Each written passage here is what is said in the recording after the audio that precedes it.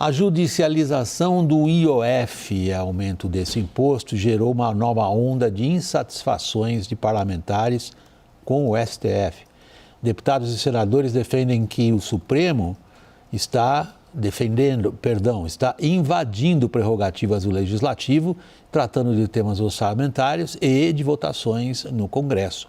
A reportagem é de Luciana Amaral. Uma crítica recorrente é de que o Judiciário não tem a legitimidade das urnas para definir prioridades nos gastos públicos. Nesta quinta-feira, o ex-presidente da Câmara, Arthur Lira, verbalizou o descontentamento com a atuação do Supremo em decisões orçamentárias. Que todos têm que dar um passo atrás, é que dando um passo atrás, tanto o Legislativo, o Judiciário, o Executivo, tem que sentar à mesa e resolver as situações sem que tenham que chegar nesse nível de tensão. Também não passou despercebido pelos parlamentares o acordo para o ressarcimento às vítimas da fraude do INSS, que recebeu homologação inicial pelo Supremo. Os gastos do governo com a devolução dos valores não precisarão entrar no cálculo do teto fiscal. Deputados de oposição ouvidos pela CNN avaliam que o STF flexibiliza o orçamento e invade prerrogativas do Congresso ao autorizar verbas fora das regras fiscais que foram aprovadas pelos parlamentares. Na esfera orçamentária, a indicação e a execução de emendas seguem sendo fonte de tensão entre os poderes. Parlamentares querem liberação mais rápida, o governo quer mais controle e o Supremo mais transparência.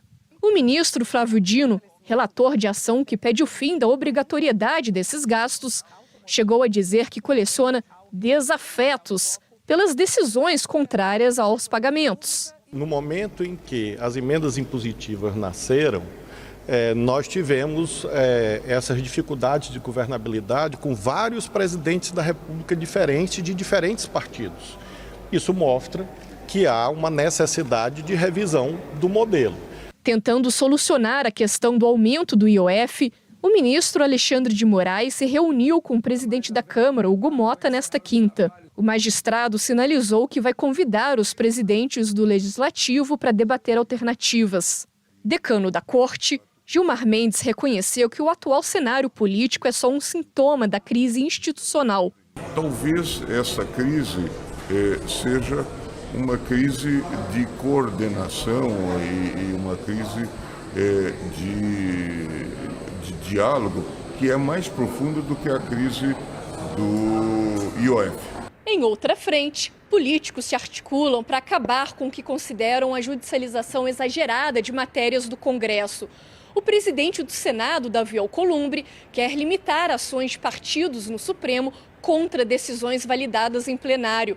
A ideia é apresentar um projeto que impeça ações do tipo por siglas com pouca ou nenhuma representação no parlamento.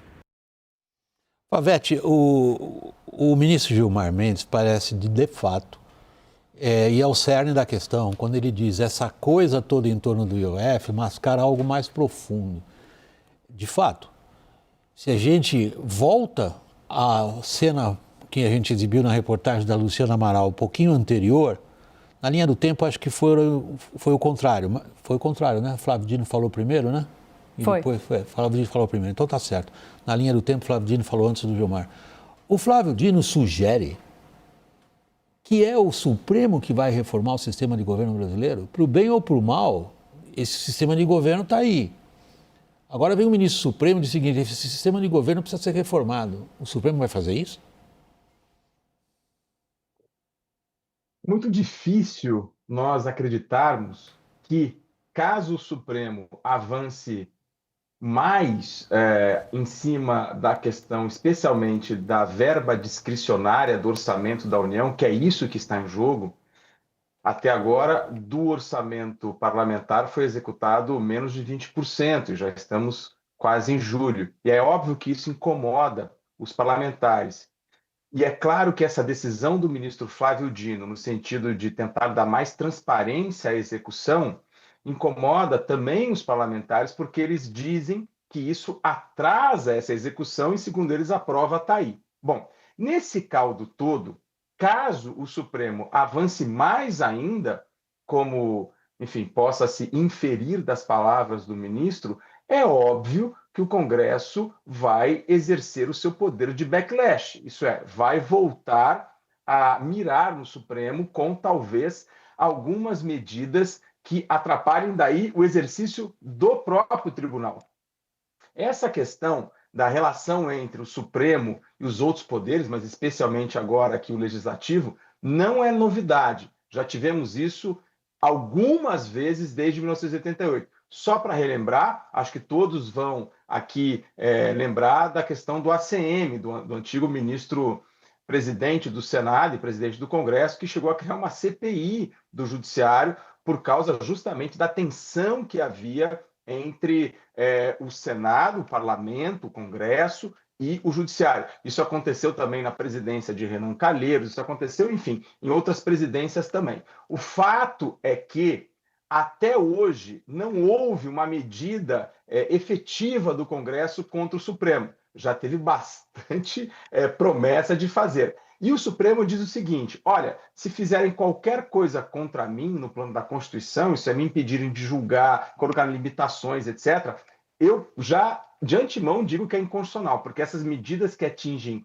o Poder Judiciário têm que vir do Judiciário. E é verdade, é uma certa prerrogativa que a Constituição dá, que para mexer no Judiciário tem que vir do próprio Judiciário. Mas é claro que esse jogo de, eu não vou dizer blefe, mas esse jogo de dizer que vai fazer, que vai acontecer, ele é relativamente natural em democracias quais as instituições são ativas, vamos dizer assim. Porém, contudo, é bom lembrar que o fenômeno da judicialização da política, ele acontece fortemente porque partidos políticos levam o debate para a arena do judiciário. O judiciário ele é inerte. Tocqueville chegou a dizer que nos Estados Unidos Pois não. Não, conclua. Eu queria prosseguir nesse ponto que você levantou.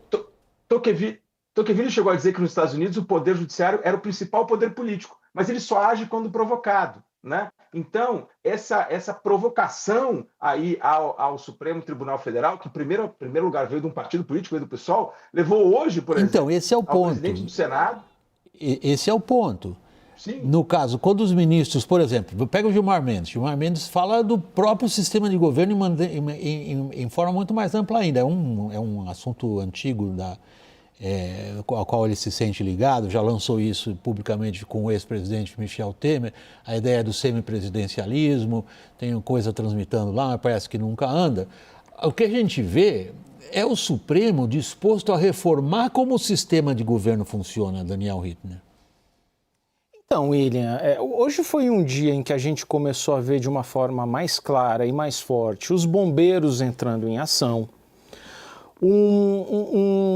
quase que consenso de que essa tensão política está escalando e pode escalar mais porque a gente não sabe exatamente os próximos passos, se vai ter alguma decisão do Flávio Dino contra a constitucionalidade das emendas impositivas, ou se o Alexandre de Moraes pode decidir contra o Congresso e a favor do governo na questão do IOF. Então, surgem os primeiros bombeiros, e aí há, de certa forma, também um proveito político daqueles defensores contumazes do semipresidencialismo de dizer, olha, o regime atual não dá certo, a gente precisa caminhar para uma coisa diferente porque o presidencialismo de coalizão não existe mais, a gente não vive um parlamentarismo de fato, então é hora de se falar em presidencialismo. Talvez não precise de tanto. O que a gente precisa, de fato, é ter uma divisão mais clara também das responsabilidades. Uma coisa que, de alguns poucos anos para cá, começou a virar moda é a seguinte: o Congresso aprova uma bomba fiscal. O governo faz de conta que veta essa bomba fiscal, mas não se incomoda tanto se o Congresso derrubar o veto. Por quê? Porque o governo sempre pode responder pela lei de responsabilidade fiscal, ele não pode criar despesa sem compensação. Mas se o Congresso derrubar, nada vai acontecer com o Congresso, ele não tem responsabilidade por isso. Então, essa repactuação está mal ajambrada ainda, porque o Congresso ganhou muitos poderes, derruba, cria novas despesas sem pensar na compensação e não é cobrado por tanto. Quando o Supremo fingiu que precisava na desoneração, não efetivou. Então é desse tipo de repactuação que a gente está falando. Então, nós estamos falando de dois âmbitos no qual os bombeiros têm que trabalhar. A gente tem um âmbito mais amplo, que é o do funcionamento desse sistema, onde está todo mundo descontente e nada muda. E a gente tem outro âmbito, Thaís, que é o âmbito imediato, porque afinal de contas criou-se uma situação de fato. O IOF foi suspenso pelo parlamento. Aí os bombeiros também estão em campo. Os bombeiros estão procurando como escapar do que está na mesa e que está na mão do STF. Como é que eles vão escapar do STF? Se encontrarem uma fórmula. Tem alguém avançando nisso? William, a conciliação ela passa por encontrar alguma brecha para o governo retomar alguma medida, num novo decreto, tal, que vai ser aceito pelo Congresso Nacional. Hoje me disse um cientista político assim, o problema do Brasil não é quando aparece o bombeiro, o problema é quando eles trocam de papel. Hoje o bombeiro está com a água, o balde de água. Amanhã esse bombeiro que atuou hoje com o balde de água vai ser o cara que vai botar o fogo no parquinho. Essa troca de papel, os três poderes estão fazendo já faz algum tempo. E esse fogo que começa a ser apagado agora, ele vai ficar quietinho até a próxima fagulha. A minha impressão de todo o debate que a gente está trazendo aqui, William, é de que esse gatilho para o fogo pegar de novo, ele está muito mais forte do que no passado. A questão específica do IOF é, de novo, aquele tapa-buraco, tem muito mais a ver com 2026 do que 2025. E quanto mais demora para sair uma solução, mais informação e dados a gente vai lidando. Esse discurso, por exemplo, do governo de que o IOF é para taxar os riscos, não para de pé. Os ricos, é. O Alexandre Schwartzman publicou um artigo agora há pouco no Estadão, em que ele traz números que os maiores endividados do Brasil são exatamente a população de menor renda. 80% dos trabalhadores brasileiros que ganham até 3 salários mínimos têm dívida. E é onde é maior a inadimplência, segundo o mesmo artigo. Exatamente, a inadimplência é 37% nessa faixa e de 15% na faixa entre os mais ricos. Quem está endividado está pagando IOF. Então, nada para de pé. Não para de pé a surpresa de aparecer com o aumento do IOF completamente destrambelhado que o governo fez, a defesa do IOF como instrumento de justiça tributária, nada para de pé. Então, se vai apagar a crise política ou não, eu já não sei, mas que a solução que pode surgir com deixa o governo fazer mais um decreto aí que a gente não derruba, não sei se realmente vai consertar o buraco que foi cavado. Favete, como é que você vê as correntes políticas atuando em função, realmente em função do noticiário de hora a hora? A gente verifica, como o Daniel trouxe, como a Thaís também trouxe, bombeiros em campo, peraí, vai sair todo mundo perdendo. Vamos ver se a gente encontra um caminho aí que o governo pode salvar a cara, o Congresso também, e ao mesmo tempo o governo, ou pelo menos o grupo palaciano do governo, parece muito feliz com o que eles consideram uma estratégia bem sucedida, que é apertar o acelerador nessa história que a Thaís já mencionou de pobres e ricos. Como é que estão atuando as correntes? Acho que são duas coisas. A primeira delas, que é também da política e relativamente natural, você trucar para sentar à mesa, né? O problema é que, às vezes, você truca e o outro do outro lado grita 6, né? Esse jogo bastante conhecido dos brasileiros. Então, a primeira situação é da natureza dos poderes não gritarem o truco para chamar à mesa os outros participantes da jogada. Mas tem uma outra questão também, que já foi levantada aqui na mesa agora, que, de certa maneira, 2006 está chegando muito rápido, né?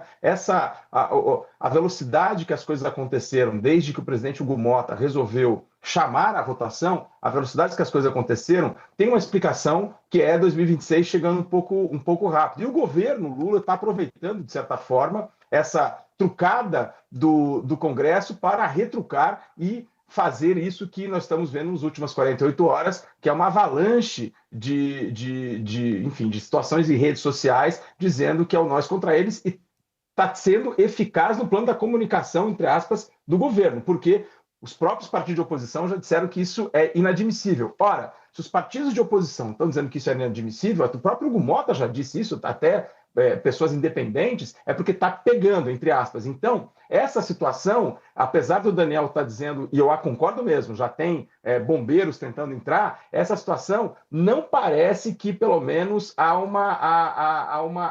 um desejo de resolver, mas o meio de resolver essa situação, esse relativo impasse que está acontecendo entre as instituições, ainda não está nada claro.